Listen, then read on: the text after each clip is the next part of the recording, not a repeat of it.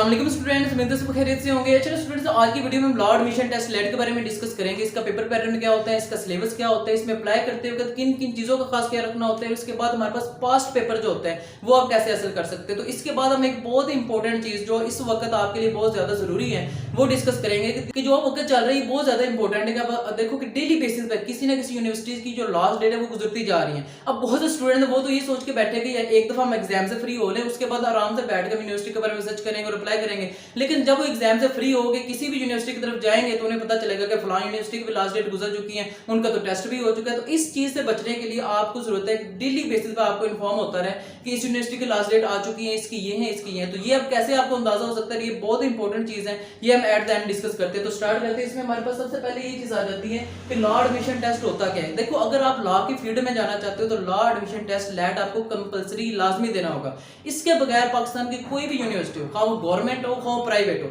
वो आपको एडमिशन नहीं दे सकती। गवर्नमेंट ने HEC ने ये लाजमी इसके लिए करार दे दिए हैं। उसके बाद हमारे पास हम डिस्कस कर लेते हैं कि इसकी नंबर ऑफ टेस्ट क्या होते हैं। तो देखो, साल में 3 बार लॉ एडमिशन टेस्ट कंडक्ट किए जाते हैं। तो एक हमारे पास ये जनवरी फरवरी में होता है, फिर हमारे पास जुलाई के महीने में होता है, और थर्ड जो है वो हमारे पास वो नवंबर दिसंबर में होता है। एक स्टूडेंट ये तीनों टेस्ट भी दे सकता है और जिस टेस्ट में ज्यादा नंबर हो उस टेस्ट की बेस पर यूनिवर्सिटी में एडमिशन ले सकता है। तो अब हम डिस्कस कर लेते हैं इसका पेपर पैटर्न क्या होता है, डिवीजन ऑफ क्वेश्चन क्या होते हैं। तो देखो, हमारे पास इसके पेपर पैटर्न में जो 25 मार्क्स होते हैं वो हमारे पास रिटर्न होते हैं। इसमें आपने 15 नंबर का ऐसे लिखना होता है और इसमें हमारे पास 10 नंबर की पर्सनल स्टेटमेंट होती है, यानी कि ये आपने लिख के दिखानी होती है।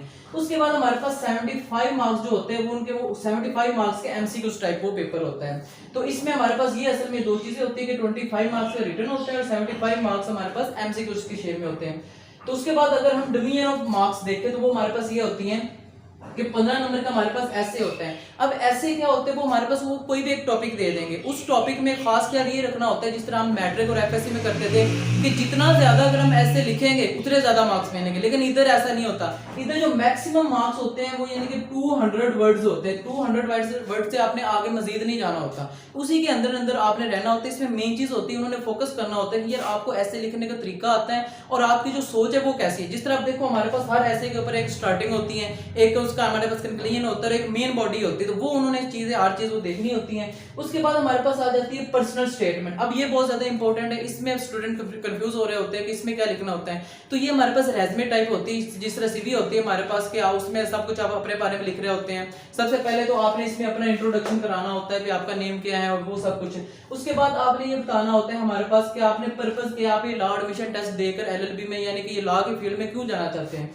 उसके बाद हमारे पास आपने ये डिस्कस करना होता है कि पास्ट एक्सपीरियंस। अब ये इस तरह का होता है कि जिस तरह देखो कि आपने बताना है कि आपको लॉ के यानी कि LLB करने का कहां से शौक पैदा हुआ, कि आपकी लाइफ में ऐसा कौन सा एक्सपीरियंस हुआ जिसकी वजह से आपको ये शौक पैदा हो गया। जिस तरह एक छोटी सी एग्जांपल देता हूं कि आप ये भी कह सकते हो कि यानी कि मैंने अपने इर्द गिर्द देखा कि जो लॉ यानी कि एडवोकेट है वो बहुत ज्यादा मगरूर टाइप होते हैं और वो स्टूडेंट गरीब लोगों की हेल्प नहीं करते, तो मैं वो हेल्प उनके लिए करना चाहता हूँ। तो इस तरह करके आप कुछ भी आप जो आपके पर्सनल हो वो आपने बताना। ये एग्जाम्पल उधर भी दे दें तो आपने अपनी एग्जाम्पल जो आपकी पर्सनल लाइफ में गुजरी हो वो आपने उधर बतानी होती है। उसके बाद हमारे पास आ जाता है इसका प्रोग्राम क्या क्या है, और उसके बाद हमारे पास इसके आपने अपनी पर्सनैलिटी के बारे में बताना होता है कि आपकी जो पर्सनैलिटी उसमें ऐसी कौन सी खास बात है कि वो सिर्फ आपको ही रखें। ठीक हो गया, तो इसमें आपने ये सब बताना होता है। इसके बाद हम नेक्स्ट अगर बात करें तो वो हमारे पास इंग्लिश के 20 MCQs होते हैं। इसमें हमारे पास सिनोनिम, एंटोनिम और ये प्रेपोजिशंस होती है। ठीक हो गया, तो इसके बाद हमारे पास आ जाते हैं ये सब। आप जब पास्ट पेपर्स देखोगे तो आपको अंदाजा हो जाएगा कि हमारे पास किस टाइप के होते हैं। तो उसके बाद हमारे पास नेक्स्ट आ जाते हैं जनरल नॉलेज के क्वेश्चन। ये भी 20 मार्क्स के होते हैं और ये वो टाइप है जो बहुत ज्यादा कॉम्प्लिकेटेड है, यानी कि कभी ये जनरल नॉलेज बहुत ज्यादा वाइड टॉपिक है और ये आपको अक्सर आपको स्टडी करना पड़ेगा, फिर आपको ये क्लियर हो जाएंगे। जब आप पास्ट पेपर देखोगे तो इसमें भी ऐसे बहुत से टॉपिक आपको नजर आएंगे तो आपको इसका भी अंदाजा हो जाएगा।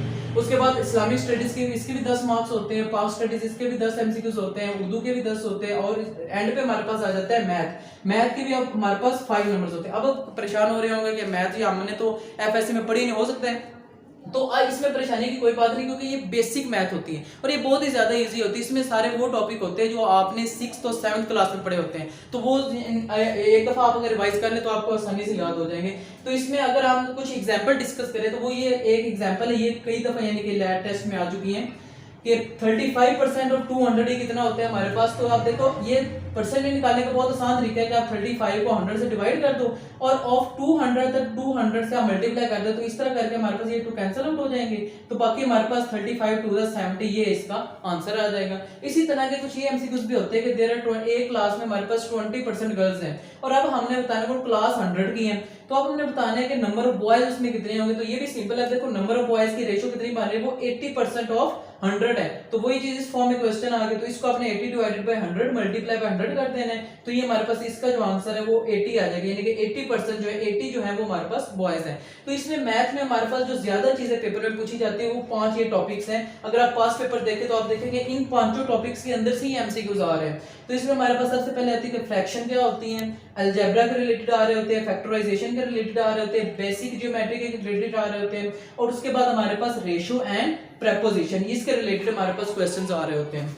तो इसके बाद हम ये डिस्कस, ये इसका पेपर पैटर्न था। तो इसके बाद हम नेक्स्ट डिस्कस कर लेते हैं कि जो टेस्ट डेट है वो हमारे पास 8 अगस्त 2021 को इसका जो टेस्ट है वो कंडक्ट किया जाएगा मुख्तलिफ सिटीज में। आप जिस सिटी में रहते हैं वो आपने अपनी सिलेक्ट कर लें, लेकिन एक चीज का ख्याल रखना है कि जब आपने वो सिटी सिलेक्ट कर ली है वो बाद में चेंज नहीं हो सकती, इसलिए आपने ध्यान रखना है। तो जब आपने पेपर देने जाना है तो आपने अपनी ओरिजिनल CNIC और रोल नंबर स्लिप जो है वो लाजमी लेकर जानी है, उसके बगैर वो आपको इंटर नहीं होने देंगे। उसके बाद हमारे आप टेस्ट सिटी सिलेक्शन वो तो मैंने आपको बता दिया कि आपने वो लाजमी देख लेना क्योंकि वो चेंज नहीं हो सकता। उसके बाद आपने अप्लाई कैसे करना है, अप्लाई आपको डिस्क्रिप्शन में एक लिंक मिल जाएगा, आपने वो ओपन करना है तो सीधा आप उनकी वेबसाइट पे चले जाएंगे। वो जो जो सी चीज पूछते जाएं पहले आपने साइन अप करना है, फिर आपने माई होम और वो जो लॉ एडमिशन टेस्ट का सारा प्रोसेस है वो आपने कंप्लीट करना है, तो वो आपका अप्लाई हो जाएगा। तो इसकी जो टेस्ट फी है वो हमारे पास 1000 है और ये जो टेस्ट की लास्ट डेट है हमारे पास 25 जुलाई है, ठीक हो गया। तो इसमें इसके बाद आपने क्या करना है, आपने वो जो आपने ये 1000 रुपया जो पे करना है उसकी जो आपको एक कॉपी मिलेगी, हमारे पास फी डिपॉजिटरी स्लिप होती है, ATM या ऑनलाइन ट्रांसफर की कोई भी कॉपी होती है, उसके पीछे आपने अपना CNIC नंबर लिखकर इस एड्रेस पर TCC कर दें या फिर आपने इस नंबर पे वो सेंड कर देना है, ठीक हो गया। हार्ड कॉपी जो होती है वो आपने सेंड करनी है। तो ये था हमारे पास लॉ एडमिशन टेस्ट। तो अब हम डिस्कस कर लेते हैं कि इसके जो पास्ट पेपर्स है वो आप कैसे हासिल कर सकते हैं। तो देखो इसमें मैं अपने व्हाट्सएप ग्रुप में तो ये लाजमी एक तो सेंड कर दूंगा, वो आप जो पहले से ऐड है उनको तो मिल जाएगा। अगर आप ऐड नहीं है तो आपको यानी कि ये जो लिंक आपको डिस्क्रिप्शन में मिल जाएगा, वहां से अभी आप डाउनलोड कर सकते हैं। उसके बाद मेन चीज है कि आप कैसे अपडेटेड रह सकते हैं कि किस यूनिवर्सिटी की कौन सी लास्ट डेट आ चुकी है, इसका इंट्री टेस्ट होता है या नहीं होता, इसमें कौन कौन से डिपार्टमेंट है, इसमें ISCS होता है, IT होता है, तो वो सब आपको कैसे पता चलेगा। तो देखो ये हमारे पास ये व्हाट्सएप ग्रुप है, इसमें हमारे पास हर नंबर यानी कि जो भी यूनिवर्सिटी होती है उसकी कोई जो से भी लास्ट डेट होती है वो इसमें हम शेयर कर चुके हैं। तो अब तक हमारे जो हैं वो 3 ग्रुप्स जो हैं वो बन चुके हैं। तो अगर तो आप इनमें नहीं है तो नीचे डिस्क्रिप्शन में आपको लिंक मिल जाएगा, वो वहां से आप इसमें ऐड हो सकते हैं। फिर मिलते हैं नेक्स्ट वीडियो में, तब तक के लिए टेक केयर, अल्लाह हाफिज।